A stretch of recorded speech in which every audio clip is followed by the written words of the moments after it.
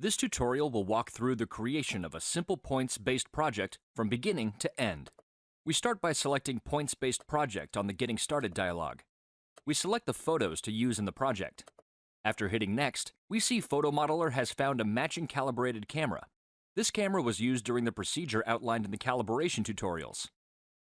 If a matching camera was not found, you will be prompted and can load a camera calibration from an existing project.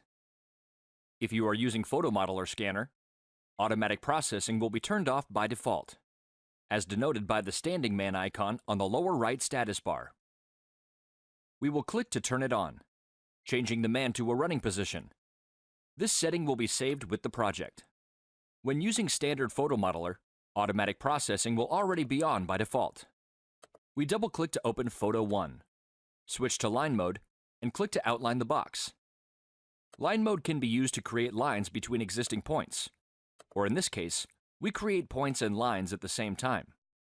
We are doing an approximate project, so the placement of the marks is not critical, and we can refine them later if we want. Now we open the second photo, which is taken from the front left of the box. Switch to referencing mode. We activate Photo 1 and select all points on the photo. The selection causes Photo 1 to become the referencing source.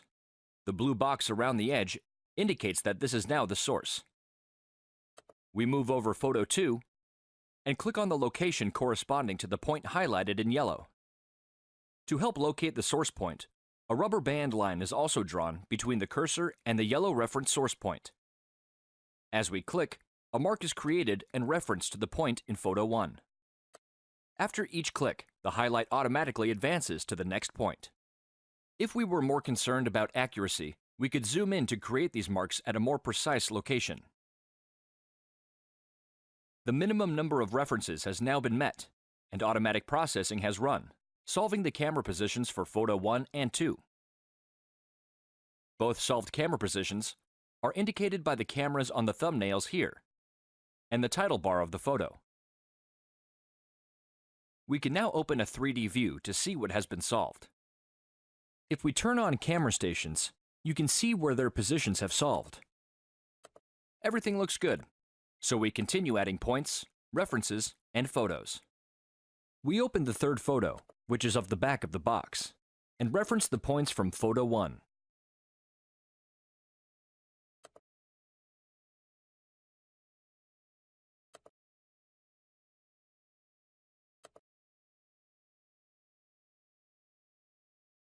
This point cannot be seen on this photo, so press the Escape key to advance to the next point.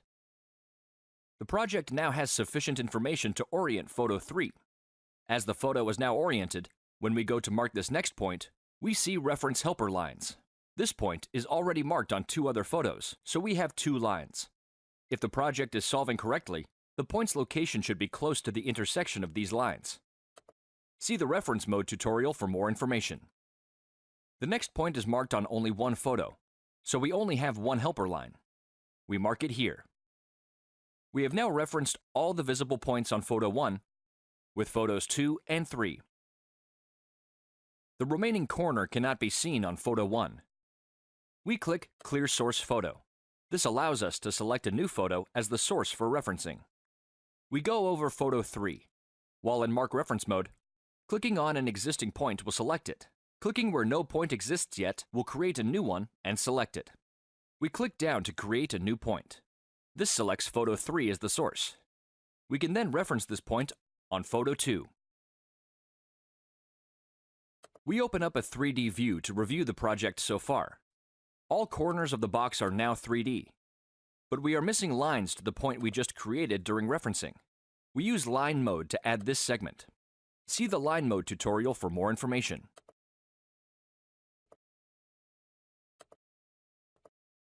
We will save this project as wireframe.pmr.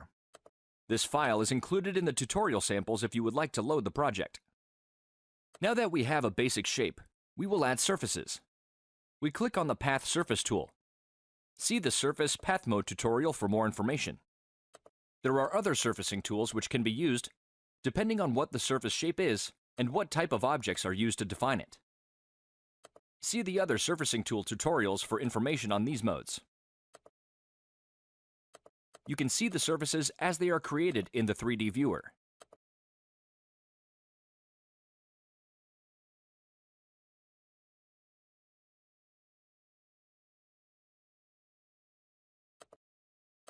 You can see surfaces and photos if we turn on projections. See the photo projections tutorial for more information. We go to the 3D viewer options, turn off points and lines, and turn on fast textures. Fast textures take the existing photos and map them to the model. This gives you a quick preview of the model's textures. You can see how the perspective distortion of the photos causes the textures on the front and top to look warped at some angles. We switch to quality textures. PhotoModeler will remap each pixel of the texture, searching for the best image and creating a new texture map. Here we have a quality textured model. You can see the texture distortion has been removed. This quality textured model can be exported in various formats for use with other applications. We will save this project as surfaced.pmr. This file is included with the tutorial samples. If our focus had been measurement rather than visualization, we would need to check our project quality and verify our mark placement. One thing we can monitor easily is a project's residual.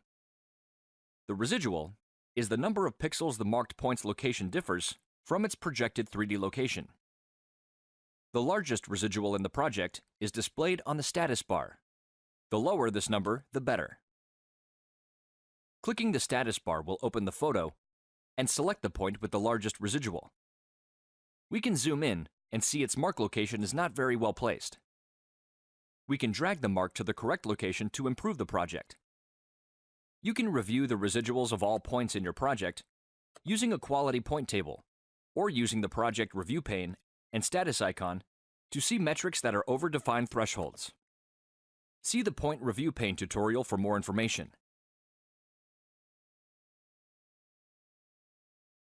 After checking the placement of our marks, our largest residual is down to 1.32.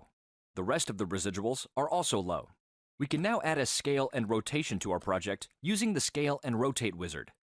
For more information on defining the coordinate system using a scale and rotate affine transformation, see the Scale, Rotate, and Translate tutorial. We select our units as inches and enter in the known length of 11 inches. Select the line we know to be 11 inches and continue on to adding a rotation. We define the horizontal axis by selecting a point on the left, holding Shift, and selecting a point on the right. Then do the same for the vertical with a point on the bottom and a point on the top. Now we can perform measurements. We open up the measure pane. Select this line. Its length is 3.92 inches. This one is 6.21 inches. The line we defined as the scale is 11 inches. For more information on the measure pane, see the measure tutorial. Because our rotation is defined, when we open up the 3D view, we can specify the view direction.